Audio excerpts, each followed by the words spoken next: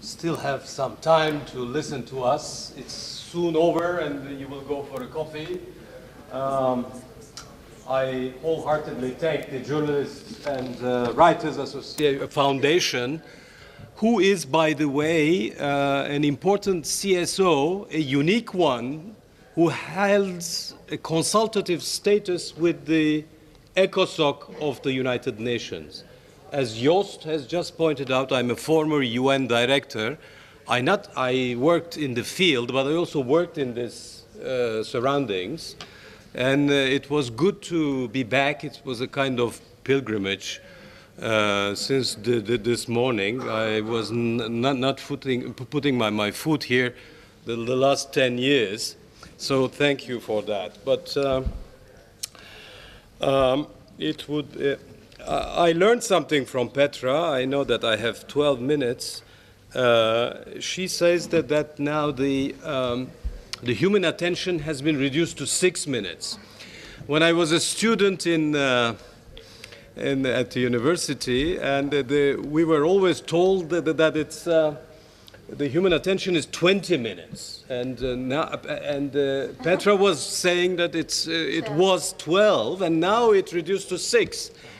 Hurry up. But I understand something much more. I mean, this is new to me. The Japanese has developed a method called pechakucha. I don't know if you heard about that. Pechakucha is 6 minutes, exactly 6 minutes. And at the end of the 6 minutes, like Gunnar, they cut the power and you can't talk anymore, you know. But he didn't do that, so it's. So I would do my best to stick to it. I don't like to speak long anyhow, but my topic is Turkey and this wonder story, and it would have been unfair not to touch upon this country, as the majority of the attendance here is from or related to Turkey. So very briefly described, until very recently, a world-class success story, economic, political, sociological, an EU candidate, still is, but we don't know where it goes, Selçuk. Role model for the region, for the Arab awakening, the country which gave to the political science the concept of Muslim Democrat after Christian Democrat. So it's a very interesting case which suddenly started to falter. And so this, I would like to ask the question why and how. Of course, it would take much more than 6 or rather 12 minutes to talk about it, but I would concentrate on the press freedom.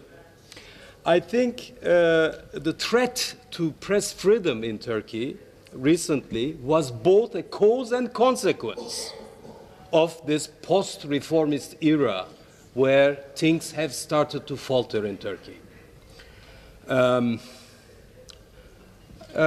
You can put many dates if you wish, but I mean the political observers always, you know, like to point at the 2010 referendum, but I prefer the public protestations of last year, May, June 2013, which were followed by the disclosure of a massive graft and corruption scandal involving several members of the government that Joost was just mentioning in December last year, which has created an additional pressure upon an already shaky press freedom in Turkey. The government was preparing since years a system in which basic press freedom principles were and still are ignored.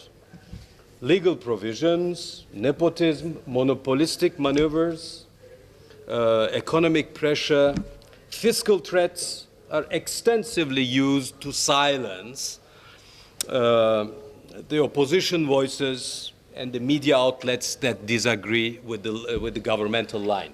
So, And as a result, today, Turkey is really a wonderland of jobless journalists. Existing pro-governmental media has developed a systematic disinformation and misinformation, and even an agitprop, agitation propaganda web. And the public has turned more and more to social media and foreign news outlets to get clear and non-falsified information. I see here at the press table that there is a press group and a social media group. That was not existing at my time. These young ladies are sitting on the social media part of it, you know. This is fantastic. So this is, as a result, today, and according to intergovernmental, non-governmental, and governmental observers, Turkey, unfortunately, is an illiberal, non-free country in terms of press freedom. For Freedom House, for instance, it is a partly free on internet access, not free regarding the press. For Reporters Without Borders, it is ranked 154th out of 179 countries. The Committee to Protect Journalists regularly targets Turkey, unfortunately. And very recently, its executive director tells us, I quote, journalists describe to us a climate of fear characterized by public vilification, legal harassment, government pressure on newsroom, police abuse of reporters covering street protests. Nightmare.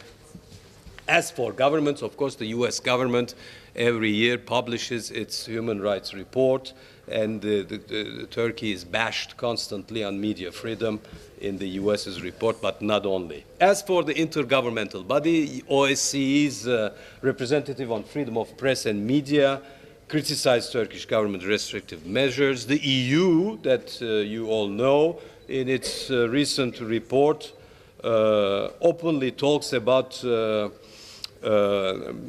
blanket bans on YouTube and Twitter raised serious concerns, even if later annulled by the Constitutional Court.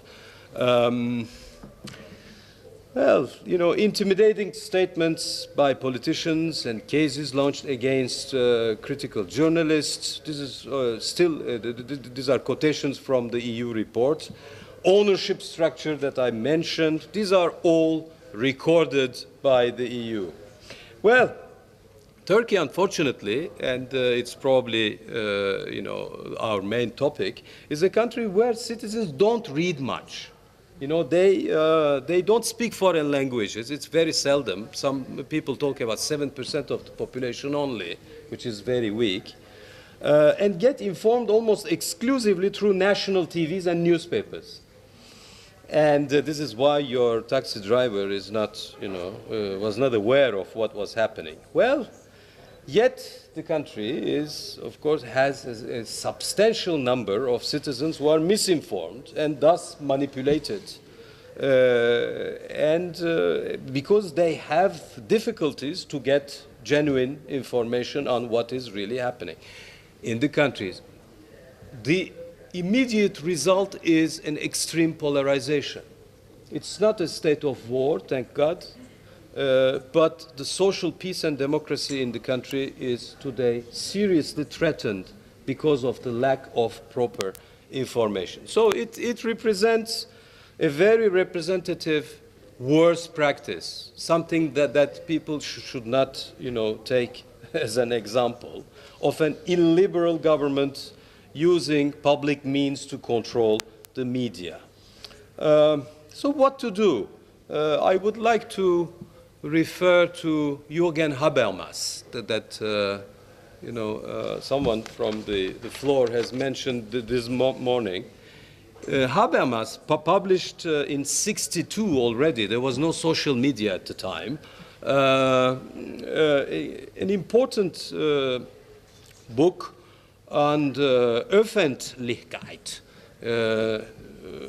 Strukturwandel der Öffentlichkeit. This is a critical investigation and analysis of the public sphere in civil society. And the mass media's role in the public debate, he argues, has shifted at the time already from the dissemination of reliable information, I quote, to the formation of public opinion. Well, he stresses the importance of a vital and functioning Öffentlichkeit, a sphere of critical publicity. It's distinct, it's critical publicity, I underline it. This is distinct from both the state, or the public sphere, and the economy, and consists of a broad range of organizations that represent public opinion and interest groups, like here. This is networking, this is part of it. And to counter these developments, and he considers this as a condition sine qua non of a pluralistic democratic debate in an open society that is not entirely dominated by the mass media. I think we have here a good example of it, and just before 52 seconds, I will end up there, Joost. So, Great. Thank you.